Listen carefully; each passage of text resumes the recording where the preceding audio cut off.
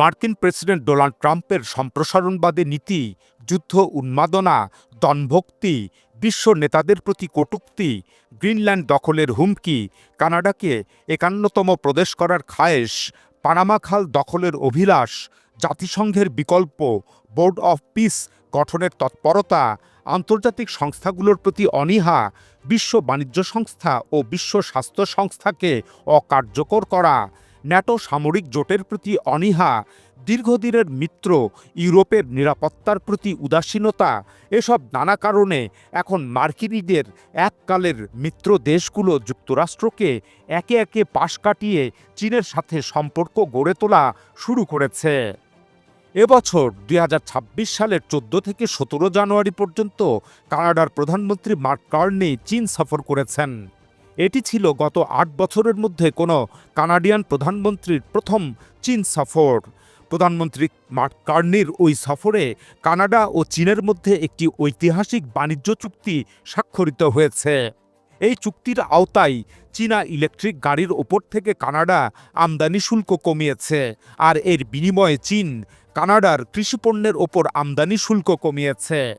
চীন কানাডার এই চুক্তি স্বাক্ষরের পর ডোনাল্ড ট্রাম্প হুমকি দেন যে কানাডা যদি চীনের সঙ্গে তাদের বাণিজ্য চুক্তি বাস্তবায়নের পথে এগিয়ে যায়, তাহলে যুক্তরাষ্ট্র কানাডা থেকে আমদানি করা পণ্যের ওপর ১০০% শুল্ক আরোপ করবে। ট্রাম্প বলেন, যদি কানাডার প্রধানমন্ত্রী মার্ক কার্নি মনে করেন যে তিনি কানাডাকে চীনের জন্য একটি ড্রপ অফ পোর্ট বানাবেন আর সেখান থেকে চীন যুক্তরাষ্ট্রে পণ্য পাঠাবে, তাহলে মার্ক কার্নি মারাত্মকভাবে ভুল করছেন।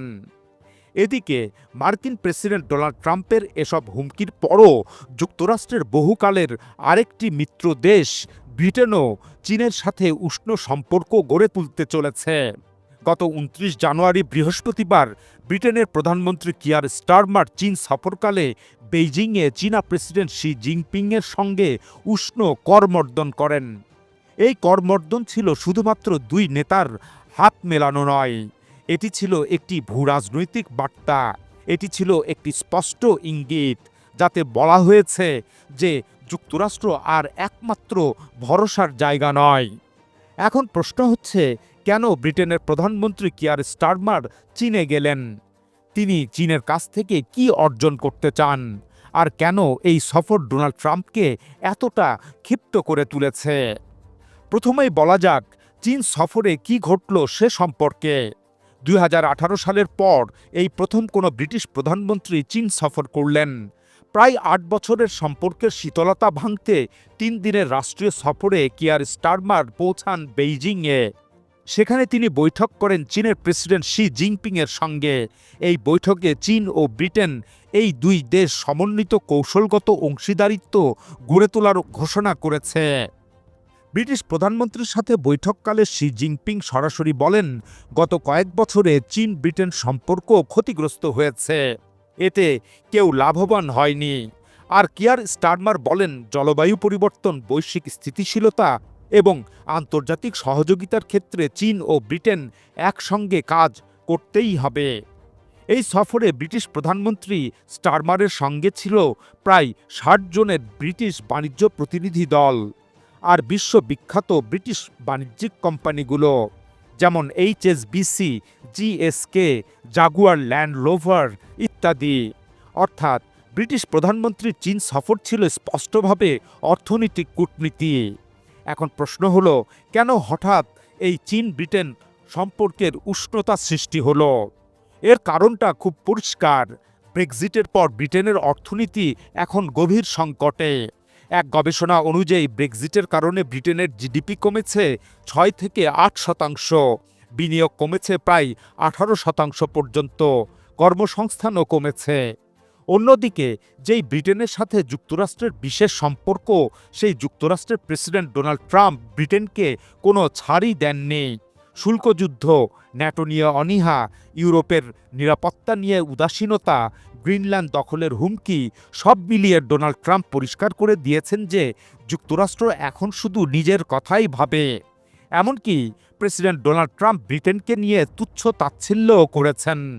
আফগানিস্তানে ব্রিটিশ সেনারা প্রাণ দিয়েছিল যুক্তরাষ্ট্রের পাশে দাঁড়িয়ে। কিন্তু সেই যুদ্ধে ব্রিটিশ সেনাদের আত্মত্যাগ নিয়ে ডোনাল্ড ট্রাম্পের বক্তব্য ছিল অত্যন্ত অবমাননাকর ও দায়িত্বজ্ঞানহীন। তার বক্তব্য ব্রিটিশ সমাজে গভীর ক্ষোভ তৈরি করেছে।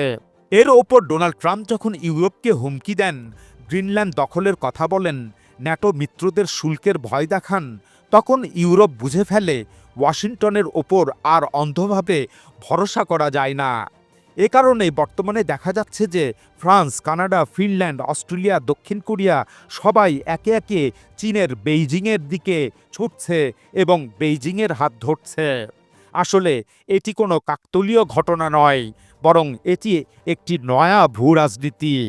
এখন আসা যাক ব্রিটিশ প্রধানমন্ত্রীর এই সফরে চীন ব্রিটেনের বাস্তব অর্জন কী হলো সে সম্পর্কে। চীন ব্রিটেনের স্কচ হুইস্কির ওপর শুল্ক অর্ধেকে নামিয়েছে। ব্রিটিশ নাগরিকদের জন্য চীন ভিসামুক্ত ভ্রমণ সুবিধা দিয়েছে ৩০ দিনের জন্য।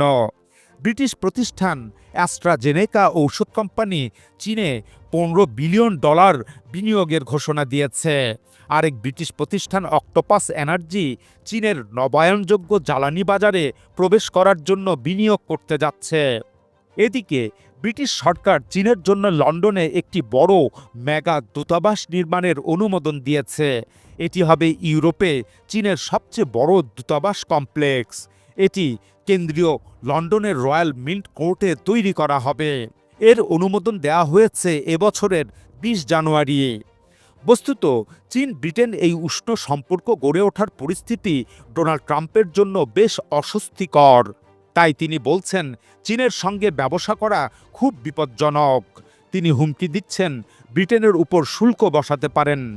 কিন্তু প্রশ্ন হচ্ছে যে ডোনাল্ড ট্রাম্প কি এখন বিশ্ব নিয়ন্ত্রণ করার ক্ষমতা রাখেন? আসলে বিশ্ব বদলে গেছে, শক্তির ভারসাম্য বদলেছে। ইউরোপ এখন আর ওয়াশিংটনের ছায়ায় থাকতে চায় না। আর এদিকে চীন এখন শুধু একটি দেশ নয়, বরং চীন এখন একটি বিকল্প বাজার কেন্দ্র। এই বাস্তবতা ডোনাল্ড ট্রাম্প মানতে পারছেন না, আর এ কারণেই তিনি ক্ষিপ্ত। তিনি বাগ্রম্বরপূর্ণ কথা বলেন, তিনি হুমকি দেন। কিন্তু ইতিহাস বলে হুমকি দিয়ে ভূরাজনীতি চলে না। আজকের বিশ্ব বহুমুখী, বহুকেন্দ্রিক এবং এই নতুন বিশ্ব ব্যবস্থায় ডোনাল্ড ট্রাম্প আর একমাত্র বিশ্ব নিয়ন্ত্রক নন। আর এই বাস্তবতাই ব্রিটেন, কানাডা ও ইউরোপকে চীনের দিকে ঠেলে দিচ্ছে। এটাই নয়া ভূ রাজনীতি।